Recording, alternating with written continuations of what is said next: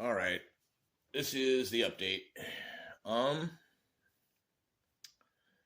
I was able to get the stuck bleeders out of the rear calipers on my truck without removing the calipers. The calipers are basically new. I think I probably put a couple hundred miles on them before having to park the truck because I'd already had, or however it is, but they're not burned out. They're not even covered in corrosion. I went ahead and replaced the brake hoses to those rear calipers, as well as put in replacement bleeder screws, which I had purchased prior to getting the other brake hardware because I couldn't get the screws out. The way that I got the bleeder screws out was my brand new set of deep socket metric uh, six-sided impact sockets, and I was able to get it right over and get it out and get the new one in, and loosely in, but close enough finger tight. So I'm gonna go back tomorrow. I've got to do my dish shift during the day at work, and then when I get back from that, I've got the T junction hose to do in the back, and then I'm going to attach the brake hose that I've already transplanted on the new one in the front. I'm going to go ahead and put that onto the old caliper and remove the. I'm going to pull the caliper off the bracket. The bracket bolts won't come off on the front one. I actually bent my ratchet even worse than it already was. This is a Thorson Allied chrome moly drop forged ratchet handle that has bent. So what I will be doing is replacing the brake pads on the front. That should be a lot easier to get the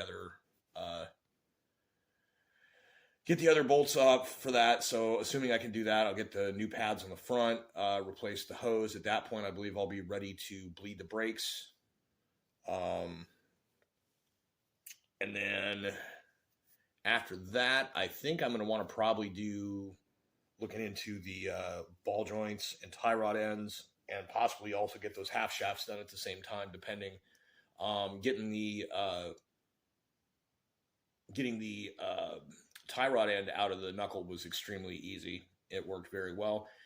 And looking at the ball joints, at least 3 of the 4 total joints, 2 uppers and 2 lowers, are going to need replaced. But I think this is going to be something I can basically do with a pickle fork. So soon here, hopefully I'll be able to get that as well. Gonna have to get a new battery for the truck. Still want to get a new ignition coil for one of the cylinders to try and see if that has anything to do with the misfire. So assuming that the brake system holds pressure and doesn't have any leaks, I should be able to at least get it started and move it on an emergency basis. I may be able to use it to get. Oh, and I have to get new front tires. The problem is that if I don't replace the other sway bar link and the ball joints, it's probably going to continue to have some kind of uneven wear. And this is all assuming that the rear end works okay. Notice that the what they call the pumpkin, the large central part of the rear axle assembly that contains the differential and the ring gear, has been leaking fluid. I don't really know anything about checking that or anything yet. So I've got to figure out how that goes and see if that's something I can do myself. I don't want to be driving it on a highway or anything if it's got a bad diff, because that's just a recipe for something else to get shredded. It needs the fluid in there to lubricate it. I noticed that the differential appears to work because the rear wheels were able to free rotate. However, being on the truck in park, I thought those wheels were supposed to be locked because that's the main drive wheels. So I'm concerned that the either the pinion that goes into the ring gear from the this comes from the drive shaft where it attaches in, either that's got an issue, or maybe this is normal but it doesn't seem like it. And I'm hoping it's not like a transfer case issue, because I've already had that replaced on the truck before. It was very expensive to have someone else do it.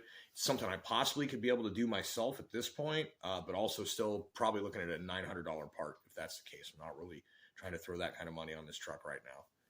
So I'm going to get the brake system sealed up tomorrow. I'm going to get that bled in the evening or Monday or Wednesday, the earlier afternoon, morning or whatever. Try and get it to where that truck is drivable, at least to be moved around on the property. Then I've got to look into, of course, other things that need fixed on it to make it actually drivable, including licensing and the battery and the 2 front tires and all the front suspension stuff. So anyways, that's where it's at. But it is a very heartening thing that I did not have to replace 3 of the 4 calipers on the vehicle. I know the one that I did replace on the driver's side was necessary. It had already been stuck closed because of the bad hose. So it definitely needed replaced.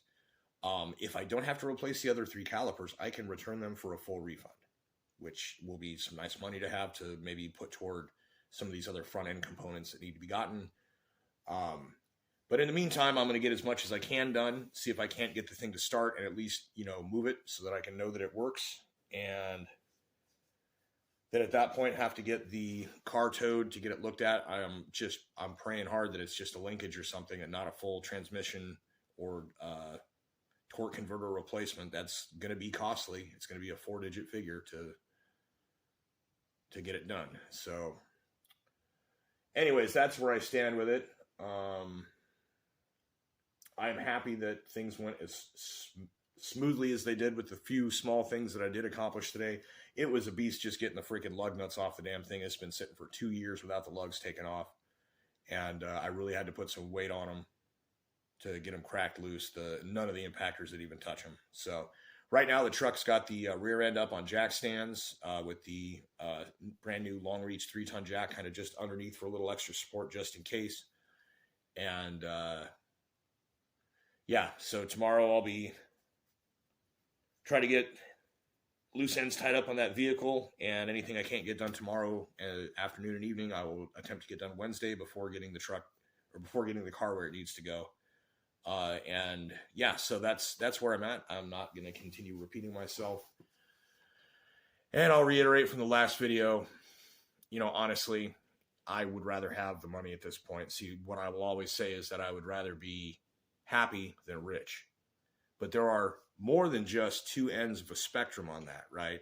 There is rich and happy, rich and unhappy, broke and happy, broke and unhappy, right? If I was broke and happy, that would mean that I don't have money, but I wouldn't need money because the things that I need are taken care of. Happiness involves not having to fret. So then the other thing is, it would be nice to be rich and happy because then you're rich and you're not complaining. But I mean, the fact is that any person with sizable income or clearly what they have to do involves sitting in a fucking chair talking to a camera and making 10 times as much money as I make at any given interval. The first second any of those people complain, we should just barbecue them and eat them, literally.